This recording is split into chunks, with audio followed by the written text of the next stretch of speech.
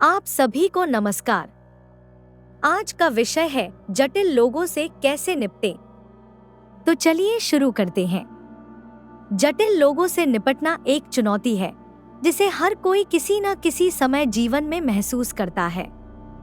चाहे वह सहकर्मी हो, दोस्त हो या परिवार का सदस्य हो, जटिल लोग तनाव और निराशा पैदा कर सकते हैं। इन लोगों के साथ धैर्य और समझदारी से पेश आए।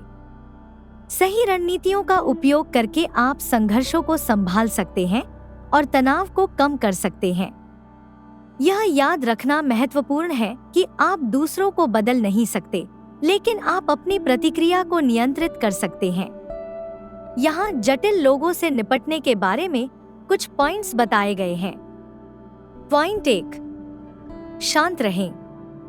जब आप कठोर व्यवहार का सामना करें तो शांत रहना बेहद जरूरी है। गहरी सांसें लेना और शांत स्वर बनाए रखना स्थिति को बिगड़ने से रोक सकता है। अगर आप गुस्से या निराशा से प्रतिक्रिया देंगे तो यह चीजों को और भी खराब कर सकता है। शांत रहने से आप स्पष्ट सोच सकते हैं और सोच समझकर प्रतिक्रिया दे सकते हैं।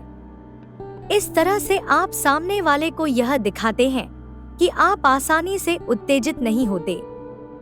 संयम रखकर आप एक सकारात्मक उदाहरण प्रस्तुत करते हैं कि कैसे संघर्षों का समाधान किया जा सकता है।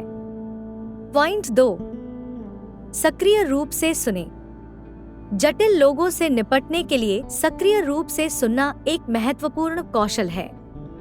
उनकी स्थिति को समझने की कोशिश करें, भले ही आप असहमत हों। यह दिखाने के लिए कि आप सुन रहे हैं, सिर हिलाकर या मुझे समझ में आ रहा है जैसे शब्दों का उपयोग करें। यह सामने वाले व्यक्ति को यह महसूस कराता है कि उनका सम्मान किया जा रहा है। जब वे यह महसूस करते हैं तो वे समस्या को हल करने के लिए एक साथ काम करने के लिए ज्यादा तैयार होते हैं। सक्रिय रूप से सुनने से संवाद को रचनात्मक रूप से आगे बढ़ाया जा सकता है और विश्वास बढ़ता है। पॉइंट 3, सीमाएं तय करें। जटिल व्यक्तियों से निपटने में स्पष्ट सीमाएं तय करना जरूरी है। उन्हें बताएं कि कौन से व्यवहार स्वीकार्य हैं और कौन से नहीं। उदाहरण के लिए, अगर कोई व्यक्ति बार बार आपकी बात को बीच में काटता है तो शांति से यह कहें कि उन्हें आपकी बात खत्म होने का समय देना चाहिए। सीमाएं तय करने से आपकी रिस्पेक्ट होती है और यह सुनिश्चित होता है कि बातचीत सम्मानजनक बनी रहे। जब आप अपनी सीमाएं तय करते हैं तो मुश्किल व्यवहारों को संभालना आसान हो जाता है। पॉइंट 4, समाधान पर ध्यान केंद्रित करें। समस्या पर फोकस करने के बजाय बातचीत को समाधान की ओर मोड़ने की कोशिश करें।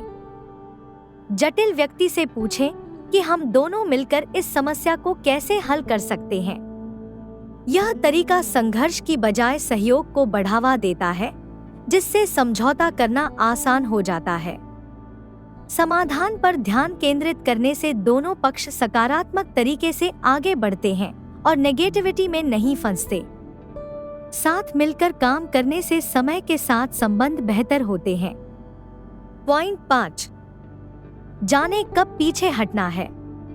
कभी कभी जटिल व्यक्ति से निपटने का सबसे अच्छा तरीका यह है कि आपको स्थिति से कब हटना चाहिए।